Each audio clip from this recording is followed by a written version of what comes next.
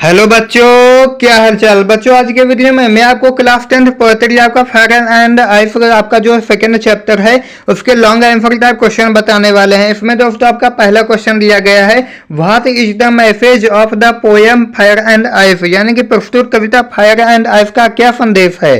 तो दोस्तों क्या संदेश है हम यहाँ पे लिखेंगे, through the poem fire and ice presented the poet wants to give the message that desire and hatred are the two biggest enemies of man. They can destroy the entire human race. The first of these enemies is desire. A man becomes greedy by wanting more. When a man becomes greedy, he is ready to do anything to get his desired thing, as a result of which he also does many evils. This leads to the downfall of man. The second enemy of man is hatred. When a person starts hating, he always tries to humiliate each other. He becomes so involved in this effort that he forgets all relations and all limits, due to which small fights happen between people. After some time, these small quarrels take the form of war, and in war there is always destruction of both people and money.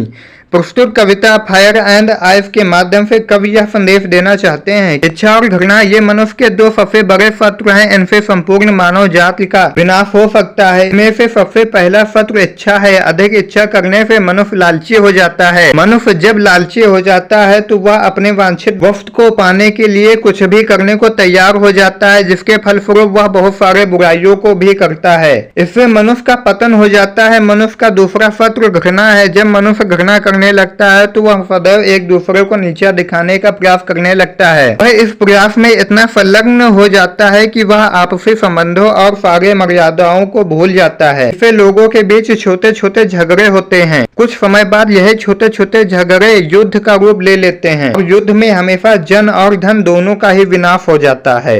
ये दोस्तों आपका हो जाता है पहला long answer type question. अब दोस्तों आपका हम देख लेते हैं सेकंड लॉन्ग आंसर टाइप। दोस्तों आप इसका स्क्रीनशॉट लेना चाहते हैं तो ले सकते हो। अगर दोस्तों इसके पीडीएफ नोट्स भी लेना चाहते हैं तो आप हमारे टेलीग्राम चैनल व्हाट्सएप चैनल को ज्वाइन कर सकते हो। वहां पे हम आपको नोट्स प्रोवाइड करते हैं सभी विषयों का। इसके बाद दोस्तों आपका देख लेते हैं सेकंड नंबर दोस्तों आपका यहाँ पे क्वेश्चन है, how will ice be as great and sufficient for causing the end of this existing world, do you agree with the poet.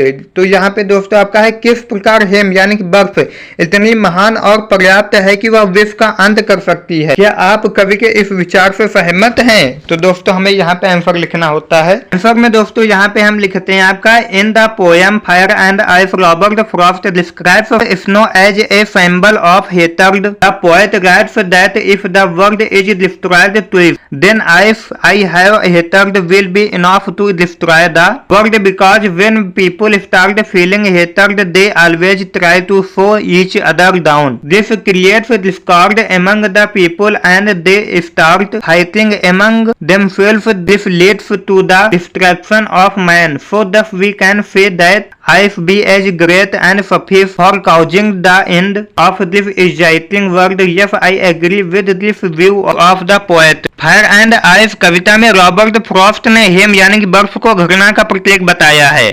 कवि लिखते हैं कि अगर संसार दो बार नष्ट हो तो बर्फ अर्थात घृणा संसार को नष्ट करने के लिए पर्याप्त होगा, क्योंकि जब लोगों में नफरत की भावना उत्पन्न होने लगती है तो वे हमेशा एक दूसरे को नीचे दिखाने का प्रयत्न करते हैं।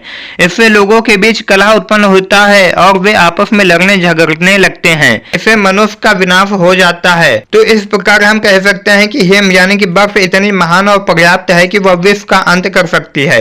हाँ, मैं कवि के इस विचार से सहमत हूँ। ये दोस्तों आपका यहाँ पे सेकंड नंबर हो जाता है। इसमें दोस्तों आपके दो लॉन्ग आंसर टाइप क्वेश्चन दिए थे तो हमने आपको बता दिया है।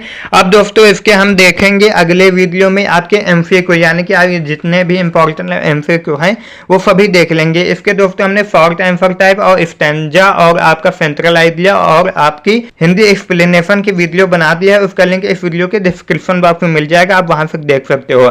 अगर वीडियो पसंद आया तो वीडियो को लाइक कर देना, हमारे चैनल को सब्सक्राइब कर देना। हमारे चैनल पर फुल तैयारी करवाई जा रही है क्लास 10th की, इसलिए हमारे चैनल को सब्सक्राइब कर देना। मिलते हैं कि नई वीडियो के साथ, तब तक के लिए जय हिंद, वंदे मातरम।